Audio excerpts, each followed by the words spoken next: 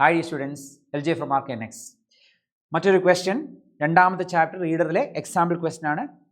An electric dipole with a dipole moment 4 × 10⁻⁹ coulometer is aligned at 30 degree with the direction of a uniform electric field of magnitude 5 × 10⁴.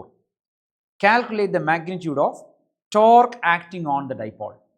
ഇവിടെ എല്ലാ വാല്യൂസും നമുക്ക് തന്നിട്ടുണ്ട്.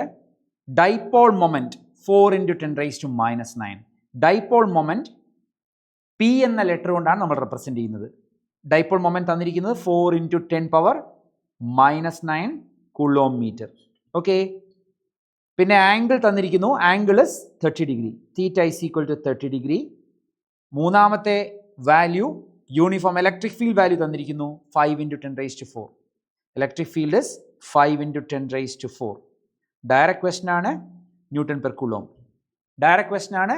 Question torque calculate ചെയ്യാനാണ്. ടോർക്കിൻ്റെ equation tau is equal to p cross E. അല്ലെങ്കിൽ നമ്മൾ magnitude മാത്രമാണ് എഴുതുന്നതെങ്കിൽ പി ഇ സൈൻ തീറ്റ എന്ന് എഴുതാം. ഓക്കെ, പി വാല്യൂ നമുക്ക് ഡയറക്റ്റ് സബ്സ്റ്റിറ്റ്യൂട്ട് ചെയ്യാം. P value 4 × 10⁻⁹. E value 5 × 10⁴ sine theta sine 30.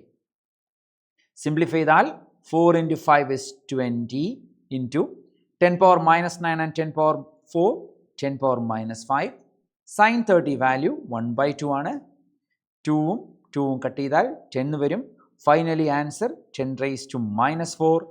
Newton metre ആണ് ടോർക്കിൻ്റെ unit. Very very simple question.